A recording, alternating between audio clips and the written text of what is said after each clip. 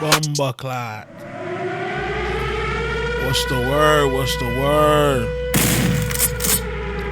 Episode 2 from the 80's podcast, man. I'm back. Brand new episode of From the 80's podcast, man. Episode 2. I'm so happy to be doing this again. The people, the love, everything, the likes, the shares, everything, man. I've been feeling it. I've really been feeling the love, man. I got a lot of feedback. You know what I'm saying? A lot of love. And I appreciate that, man. I appreciate that. I appreciate that a lot. Shout outs to y'all, man. Shout outs to y'all. It's been a lot going on. You know, I've been in the comments battling all day. I was like, yo, should I go to work or should I argue with what J. Cole did? Like, so I just was arguing all day. You know what I'm saying? I did that. I was like, I made an executive decision and I said, I'm gonna argue today because I wasn't feeling that. I couldn't have did both today. I couldn't have did both. It was impossible. It was impossible to do both today. But you know, I feel like I got it off my chest, but I still needed to do episode 2 tonight to let people know that what J. Cole did was wrong. Now this is a disclaimer. This is the disclaimer because I fuck with J. Cole. You know what I'm saying? He one of my favorite rappers. I ain't gonna lie. He one of my favorite rappers from way back in the day. My homie Ralph put me on to his music and he was like, yo, listen to this. I'm like, yo, this look like my nigga Smooth on the cover. But it was J. Cole. He had the basketball. It's called A Come Up. And I listened to Young Simba. And I was back in, I don't even know what year that was, but I became a J. Cole fan and that was that. You know what I'm saying? Ever since then, he put out consistent, good music. You feel me? And what he did yesterday was, to me personally, I don't know about to y'all, but to me personally, it was an abomination to a master of ceremony, which is also known as a MC. And if you don't know, Kendrick and J. Cole and Drake are the biggest artists in the game today. You know what I'm saying? As far as making commercial music, being lyrical, selling records, selling out shows, arenas, things of that nature.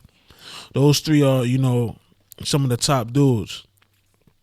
And J. Cole and Kendrick been cool for mad long. And they've been, you know, I won't say they've been, I ain't gonna say frenemies, but they've been, you know, they've been cool, but it's been some passive aggressiveness between them. I watched a documentary on YouTube. Shout out to that dude. It's called, the YouTube page is called What's the Dirt, and he did a little 30-minute little documentary on J. Cole and Kendrick sending subliminal shots to each other over the years. And when I seen this, I was like, wow. That's why yesterday, when he apologized for dissing Kendrick Lamar, because if you don't know, Kendrick Lamar jumped on a record with Future and Metro Boomin, and he was throwing shots on the record. It's called Like That. So on the record, he says it's no big three. It's just me. Because on a record with Cole and Drake, J. Cole, you know, he's puffing his chest out as the number one artist, the number one rapper. And Drake was doing the same thing. So if you Kendrick Lamar, you're looking at them like, this dude's supposed to be my homie and you teaming up with the ops. Like, I know y'all cool, but y'all getting a little too cool now. And on top of that, in the documentary, for years, they were supposed to put out a joint project. Now the way you moving, it's looking like you about to put out a joint project with Drake. That's how you moving, buddy. Looking like Tia and Tamara. right? So at this point, that's when Kendrick has to do what he did on the Like That diss and diss these two dudes. Cole goes on to respond with, he puts out a album, a project called I Might Delete This Later. And the last song is called 7 Minute Drill, where he dissing Kendrick. So everybody's like, oh, it's about to be up right now. It's about to be bars, dissing, gunshots, body bags, all of this. You know what I'm saying? Everybody, hype about it, because everybody who don't like a good musical battle, right? And now Kendrick at J. Cole festival, the Dreamfield Fest, everybody think he gonna perform it, jump out the window, diss Kendrick, claim king. And what we get? We get an apology. And this is what he had to say on stage. I ain't gonna lie to y'all. I moved in a way that I feel spiritually feel bad on me. Like I try to jab my nigga back, and I try to keep it friendly. But at the end of the day, when I listen to it and when it comes out and I see the talk, that shit don't sit right with my spirit. That shit make me feel, that shit disrupts my fucking peace. So what I want to say right here tonight is, in the midst of me doing that and in that shit, trying to find a little angle and downplay this nigga's fucking catalog and his greatness, I want to say right now tonight, how many people think Kendrick Lamar is one of the greatest motherfuckers to ever touch a fucking microphone? Dreamville, y'all love Kendrick Lamar, correct? As do I. So I just want to come up here and be like, publicly be like, bruh, that was the lamest, goofiest shit. And I say all that to say, it made me feel like 10 years ago when I was moving incorrectly. And I pray that God align me back up on my purpose and on my path. You know what I mean? I pray that my nigga really didn't feel no way. And if he did, my nigga, I got my chin out. Take your best shot. I'm gonna take that shit on the chin, boy. Do what you do. You know what I mean? All good. It's love. And I pray that, I pray. Whoa.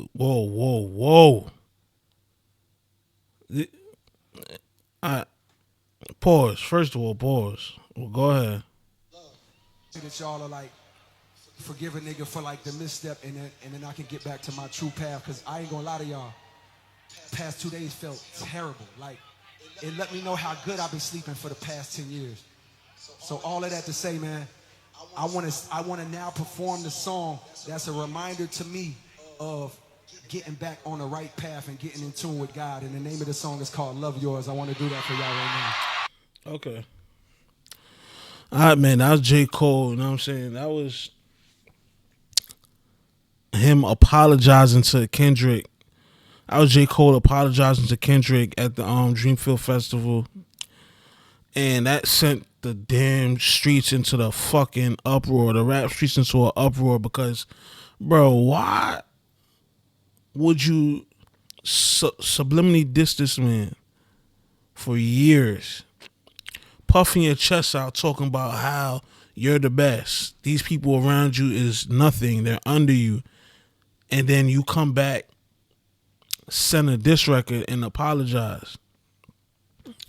Now, the rap community been split. You got some people siding with him, saying he's being mature, he being a bigger person, he's showing maturity. And then you got certain people that's like, fuck all that, that's soft. How you diss and then apologize the next day? Who does that? Now, don't get me wrong, Jay and Nas went at it. You know what I'm saying? It got real personal with Jay and Nas. Them two dudes went crazy. You know what I'm saying? Jay said some wild shit talking about Nas' baby mom, sleeping with his baby mom, which was a fact, and leaving condoms in the baby seat, came in his Bentley back seat, all of that. And Jay mom stepped in and was like, what are you doing? I didn't raise you to be like that. So at that point, she felt Jay was taking it too far, and Jay apologized. But then the subs kept coming, and it wasn't finished yet. So Jay got on a record and said, My mama can't save you this time. Niggas is history. And he went at Nas again. So yeah, Jay apologized, but he was like, fuck that. I'm coming at y'all again. And people was also saying that, oh, we too hype up off of negativity and seeing men go versus each other for entertainment. First of all, it's rap. This is rap, bro. You know what I'm saying? We know it wasn't gonna get physical between these two. It was just gonna be on paper, and it wasn't gonna get personal because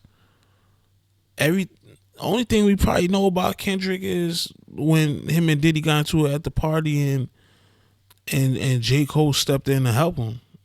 That's it. Ain't nothing else really happened that you could really expose on some hit 'em up shit, talking about sleeping with your baby moms or some Jay-Z and Nas type shit. It wouldn't have got that personal, so I don't think it would have went left. All they could have did was critique each other's careers probably, or lifestyles or whatever the case is, but I don't see it going left to the point where they fighting each other. And even if they did, look at Beanie Siegel and Jadakiss. Now that was a diss where if they ran into each other, it would have been gunshots. It would have been real smoke. You know what I'm saying? Them two camps, Rockefeller and Rough Riders. And now that them two is the best of friends. So it's like, come on, we've seen this before.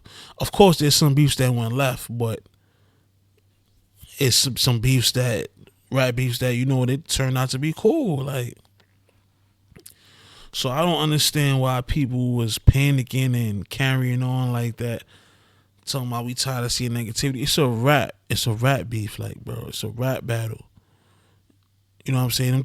Those are two intelligent dudes. It would have been words.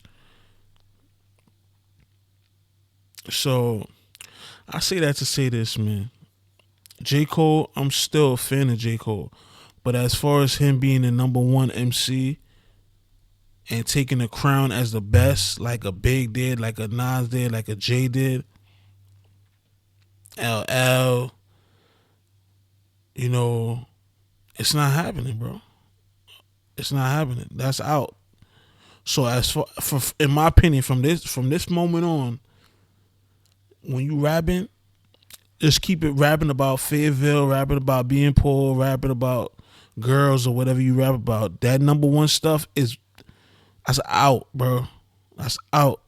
I don't want to hear nothing about you being number one or nothing like that. As a matter of fact, I want Kendrick to finish you off.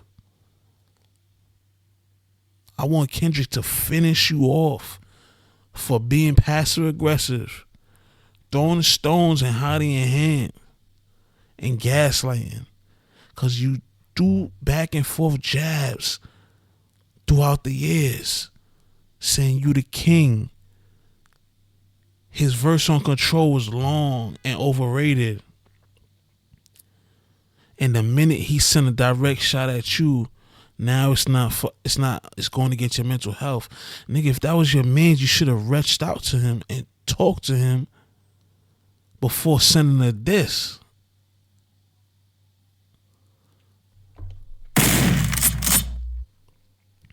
So I don't want to hear none of that. Oh, my mental health, I felt bad these past couple of days. Nigga, you ain't feel bad these past years. You was sneak dissing them. So cut the bullshit. Miss me with it. You feel me? If you wasn't sneak dissing, I'll get it. If you was going against your friend and then you like, yo, this don't feel right. But you did. So miss me with that. But I'd like to know what y'all think about that, man. Like I said, I still fuck with J. Cole music. It's just that number one shit, the king shit, the best rapper shit in the world shit, that's out, bro. You a civilian. You down there with the rest of them as far as the best rapper. But moving along. I want to give a shout out to the South Carolina Gamecocks.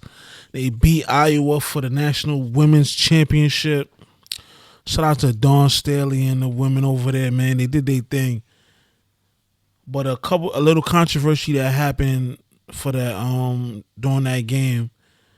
CNN, outside of the racism, because it was like that game was like 1963 Birmingham, Alabama. Like the Iowa side was all white people and the South Carolina side was all black people, and it had that tension. If you read the comments, it was like Mississippi burning. I ain't gonna lie, like it was mad racism.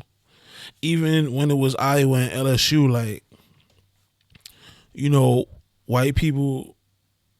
One thing I learned from this is white people they really don't see no wrong in shit they do. Like they just don't see it from their view, their perspective of things. It's just like it's like Bizarro World. I can't even explain it.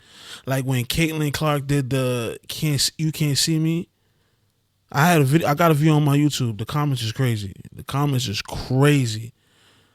Caitlin Clark did the "You Can't See Me" last year, and Angel Reese did it back in her face. And the comments is literally white people saying, "Oh, she's taunting Caitlin," and I'm like, Caitlin did it first. Oh no, she was doing it to the crowd or her coach, and I'm like, wait a minute. What the fuck you mean? Why would you say you can't see me to your coach? That don't make no sense. Oh, Angel Reese has an attitude problem. So how you crying and you're playing the villain? It's basketball. They already said they don't hate each other. It's competitive. And it's just like it was no convincing them. It's just in their eyes, white is right. And black people could do the same exact thing and it could be wrong. So, of course, I was arguing with them because the fuck? I'm defending my people. I ain't getting nowhere, but, I had to let them know, like, it is what it is. Suck a dick. But this year, that was last year. This year, South Carolina beat Caitlin Clark in Iowa for the championship. And CNN posted a picture. You're supposed to post the winners. They posted Iowa with the headline saying South Carolina finishes the season undefeated after beating Iowa championship. The final college game for Hawkeye star Caitlin Clark. Why the headline couldn't just be about South Carolina? They won. And then when the uproar and the backlash started happening, that's when CNN changed the picture to South Carolina winning and hugging and celebrating. And this goes back to when Jill Biden. This pissed me off even right now to say this. Let's go back to when Jill Biden invited the losing team. When LSU won the championship last year, Jill Biden invited the losing team to come with them. If you know in basketball or any sports, the winner goes to the White House. The loser does not go. Why would the loser go? You stay home and you cry because you're a loser. This white heifer invited the losing team to come and share the stage with the winning basketball LSU beautiful black queen team. Like, are you dumb? The fuck is wrong with you? No, they can't go. And that's when Angel Reese, that's when I'm like, yeah. Shout out to her. She was like, we not going. That's out. And I was like, yeah, stand up. But then, of course, the dick sucking faculty was like, we have to go, blah, blah, blah.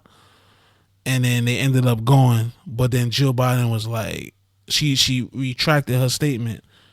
So it's like, white people, they just so privileged and want to be down and want to be right and so delusional. And I could go on, but it's just crazy that the Gamecocks won and CNN still found a way to twist it into putting the light on Caitlyn. Like, yo, she's white. She got enough light already, bro.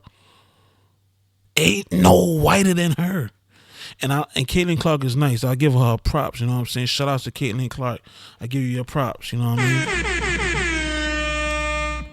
But this is South Carolina. The black Dawn Staley gotta shine. She got like 3 losses and like 300 wins and 3 national championships. Like, and she's a WNBA legend. That's what we should be talking about. You feel me? We shouldn't have to share the spotlight with a loser. Shout out to Caitlin Clark though, but still a loser. Get out of here. Go back. Go to the locker room over there. You feel me? Yeah, but that's just another example of, white people doing white people shit, trying to be in the mix even when they lost, still trying to be superior. That's what they do. But I'm glad this new generation is speaking up and shutting shit down. But shout out to the lady Gamecocks, man. Okay, next up, we got Chance the Rapper getting a divorce from his wife. I mean, I'm not too big on Chance the Rapper. I ain't too much of a fan of this dude right here, man. I mean, I ain't gonna lie, his Coloring Book album was decent. He could rap or whatever, make some songs. But if God took his discography away, I ain't gonna be like, why God, why? No. I'm saying he's okay rapper, you know what I'm saying, but he getting a divorce. But a lot of people felt like, the cause of his divorce was him going to carnival and dancing. I ain't gonna lie, the joint he was dancing was Jesus Christ. Jesus, clap it up for her, man.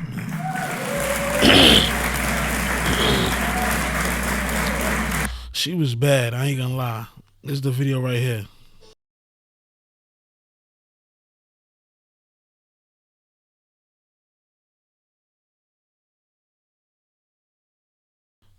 Yeah, so I'm saying a lot of people was like, that's what happened. Oh, ain't you married? You ain't supposed to be dancing with girls, blah, blah, blah, blah, blah, blah, blah. But I don't think that's the reason he getting a divorce though. Because a lot of people forgot that he was like caught liking some trans porno or something like that on Twitter. I'm not too sure. And his wife a real one, you know what I'm saying? She came out and defended him. That's what she had to say. Really be reaching. And he's never going to address this, but all I have to say is we were literally at an event all night last night. Not last night, the night before last. Until late. We were celebrating. So sometimes she's on accident.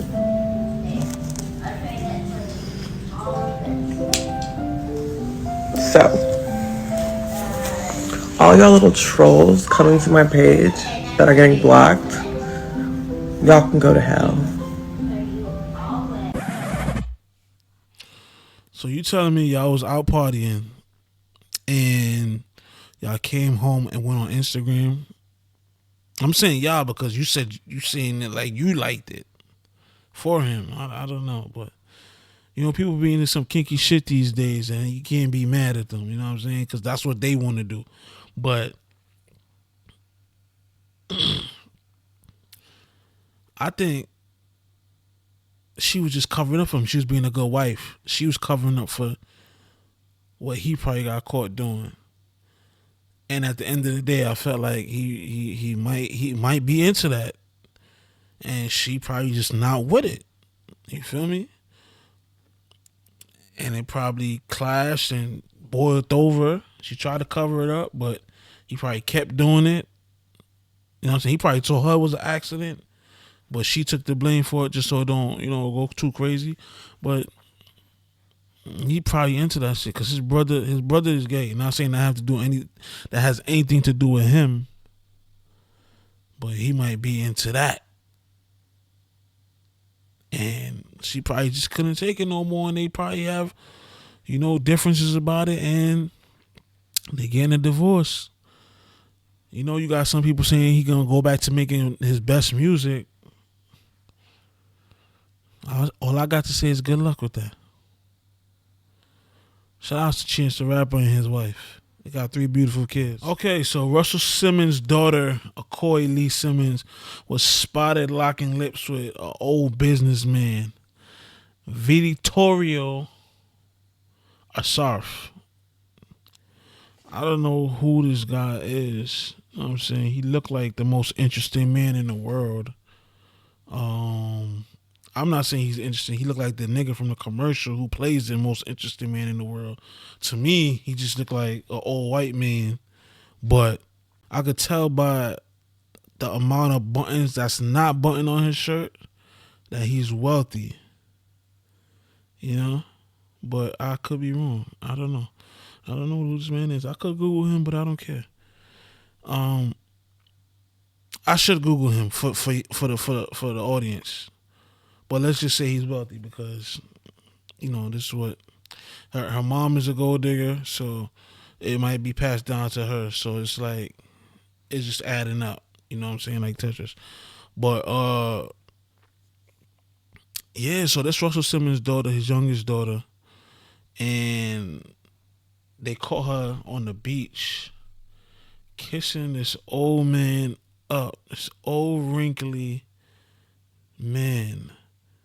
Jesus Christ. How? Yo. I can't. You know what? This is why you gotta be a father to your daughter. You gotta be a father to your daughter. And Russ is supposed to be a rich nigga. Like, if you rich, I get it. You want your kids to, earn and learn the value of $1. But bruh, this you gotta break the glass in case of an emergency. In this case, you gotta just give her the money, my nigga, because she broke the glass herself.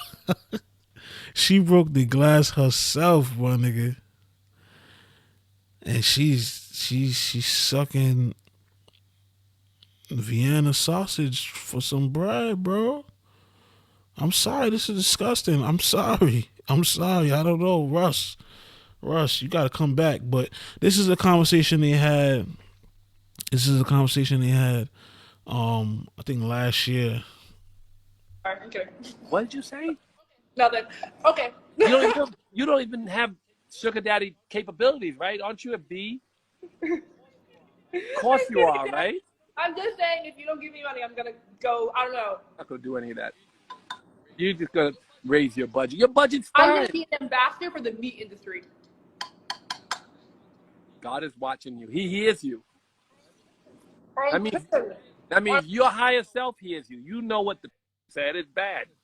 You're not gonna do that. You're just talking. Where's that boyfriend of yours? Is he still around? Yeah, he's not. He's hiking right now. Does he know I'll kill him? No, do it. Raise your budget. Well, she ain't doing shit. You She guys already should on an not- island. She I don't have that understand why they boyfriend no more. glamorize all these people who have so much money and do so little. Why should I raise her budget? Her budget Dad, is fine. I don't do so Most little. of you would be able- So all the jobs, but Alright, so she won an allowance at this time. This was before. This is why you should have raised the allowance. But at the time, she wanted her allowance raised because she see her other rich friends, in Bentleys and going to the best parties and flying private and shit like that. But he want her to work and be a servant to the community and, not be a spoiled brat. And I understand that. But at the same time, you are Russell Simmons. You created Fat Farm. You created Def Jam. Your kids should reap the benefits of what you worked hard for. And with that being said, Yes, you want to teach them the value of a dollar, but also you don't want them sucking dick on an island of a strange white man that's 60, 30 years, 40 years older than her. You don't want that for your daughter. Because here's one thing about some women. If they're financially going through it, they would meet Jason from Friday the 13th on South Beach for a meal if he's paying for the hookah, drinks, and dinner. Women will meet up with Jason from Friday the 13th on South Beach if he paying for hookah, dinner, and drinks. So you have to be in your daughter's lives and you have to make sure she's straight. Or else she gonna be on an island like this girl right here. Cause look at this, man. Doing something strange for a fucking piece of change.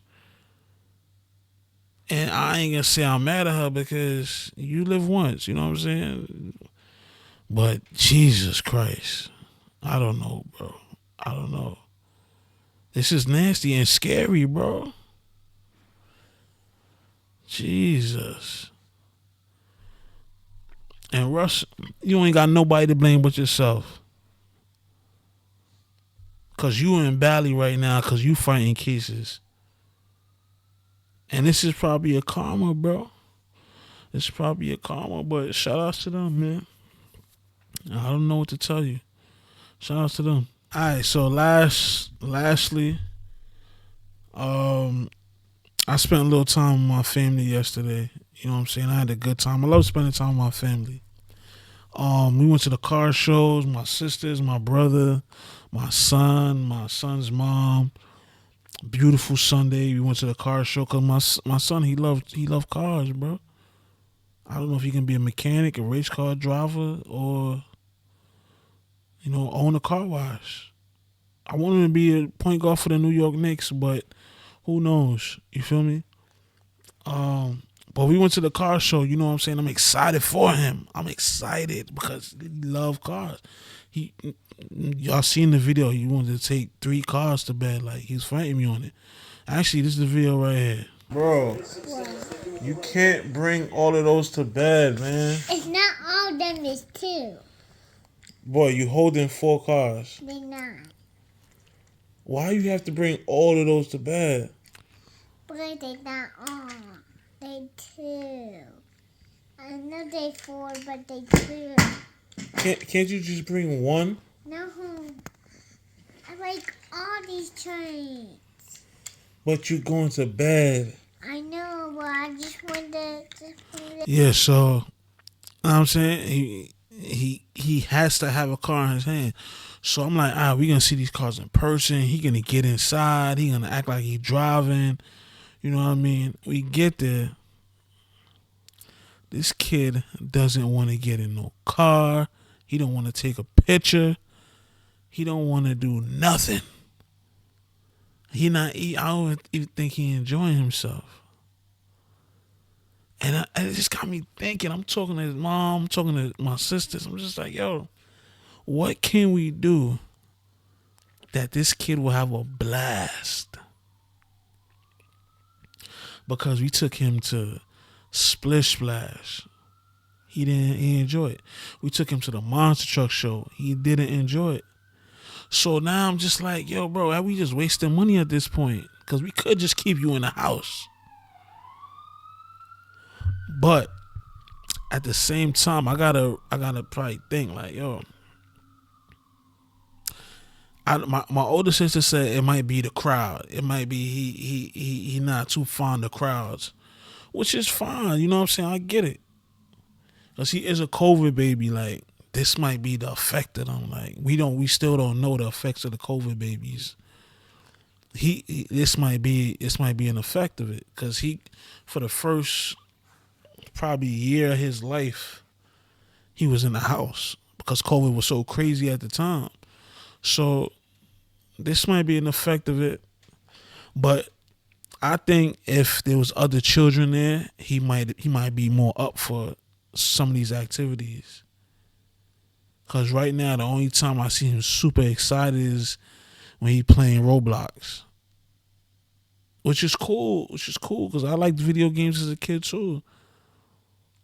But I want him to also, like outside activities. You feel me? Not saying staying indoors playing video games is wrong, but I just want him, you know what I'm saying, to experience certain things and be excited. You know what I'm saying? Like how I'm excited for him to be excited, I want to see him get excited. Like he's just having a terrible time. He be wanting to go home after a little while, and I feel him. You feel me? But that's something that we working on. Cause as a parent, you know what I'm saying, especially as your first child, this is you know what I'm saying, a new page. Everything you learn is something new. You know what I'm saying? And you got to get adjusted, cause the kid is constantly changing, and his likes and dislikes is constantly changing. And you learning them, and they learning you, and you got to give them space and grace because they kids. So, it's a learning process. I'm enjoying it. Wasting some money, but we enjoying it. But it's cool. We're gonna find his niche and we gonna rock with it. We gonna rock out with it. Right now, Roblox, and that's his thing right now. That's what he loves. So we'll see. But appreciate y'all, man, for watching this episode 2 from the 80's podcast. I appreciate y'all. I love y'all. And this is what we doing. We out.